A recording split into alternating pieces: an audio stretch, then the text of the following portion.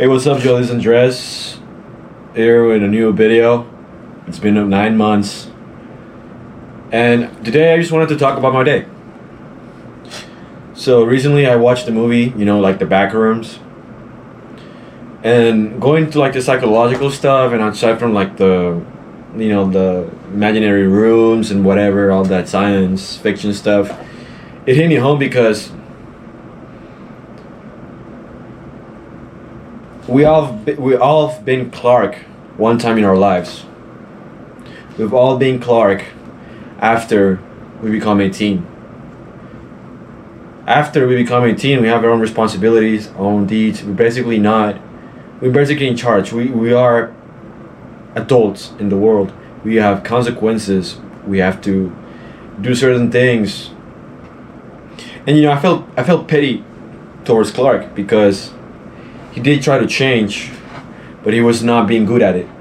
He was not. He kind of listened to his therapist, right?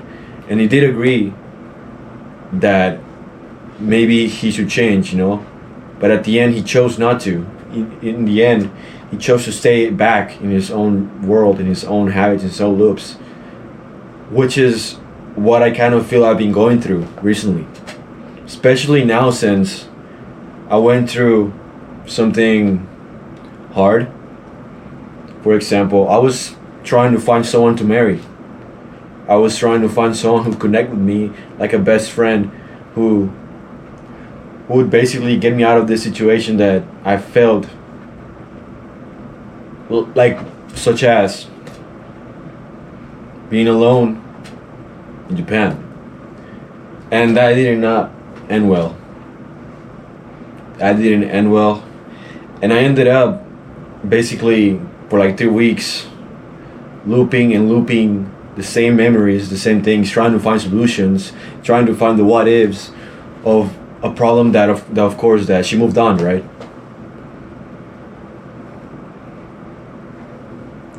All those memories, all those times,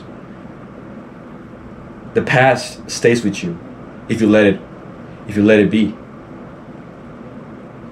The funny thing about the mind is that from what I've been noticing this past 9 months, I've been doing the same routine, same going to work, going back, going to the gym, doing that, is that the mind will start taking the path of least resistance. In funny ways enough that when I wasn't getting enough calories, I wasn't eating enough calories during the cut, I basically disciplined myself that I should just go as the way my body feels, right? So if I felt sleepy, I'll go to sleep. If I felt hungry, I'll probably just wait. If I felt like doing something else, I'll go to the gym. And after that, my relationships was the most thing I lacked.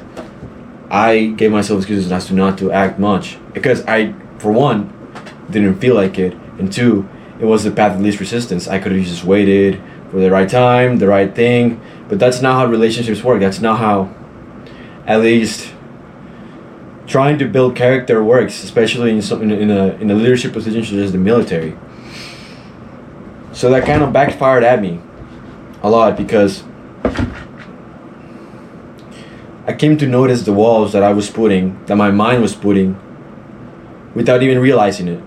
Just like Clark put up walls saying that it was his wife's fault, that his job, that everything he did was because of the way he was wired, which is wrong, which is the devil talking. Because the mind is constantly evolving. The mind is constantly absorbing information, creating information. It depends on what we do with it. We can't stay back. We can't choose to stay back. Otherwise, you might end up like repeating the same things or even going insane. Which is why I think that many people across the world are going insane simply because they're doing the same thing, expecting something different when their brain's capacity is for so much greater. There's a much greater gift for us.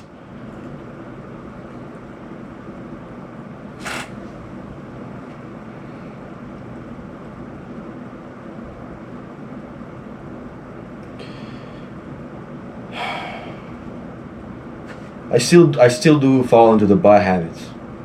And I only do it not because I don't want to, because I do not want to. I don't want to do it. I know they're bad, but I keep doing it. Because when you feel down and you're at the same place, same time, same thing, same bed, you just repeat with familiarity what your brain already knows, what your brain feels safe with, familiar. I'm not a psychiatrist, I'm not a psychologist, but I can tell you from experience, from military experience as well, of how 3 months turned a regular ass, fucking annoying ass kid into a killer, basically. If he ends up going to war and going to infantry, of course. But basically, all of that falls into the one thing that our brains are good at, and it's repeating the same shit over and over again until it becomes a habit. Killing is a habit as well. Killing is a solution to other people's problems, bad people. Helping other people is another solution too. Being kind is another solution to other problems too. The act of being kind is also really good. The act of, you know, there's a big difference between those, but it was really interesting. You know, I watched the movie and I kind of like saw the patterns that were going on inside my head of why when I do the same things that I do every day, eventually the brain just gets like wired to those things, and it's hard to get off, and it's hard to not feel the same way, you know.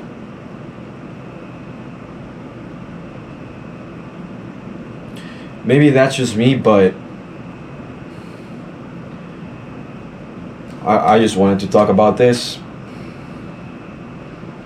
This 9 months has been crazy, and I hope this video it's good. At least to talk about something. But from a book that I read, it's called Cyber Psychosis by what's it called Psycho-Cybernetics by Maxwell Maltz, is that in reality nothing of the past, nothing of a memory or anything, they cannot really hurt you unless you give in power to, unless you give in thought. You can actually turn a bad memory into a good memory if you think something that came out of it. Like for example, like your mom scolded you or she beat you up or something, but at least like she like you remember like she apologized. You remember like maybe she was feeling bad because she couldn't take up the responsibility of taking care of a child.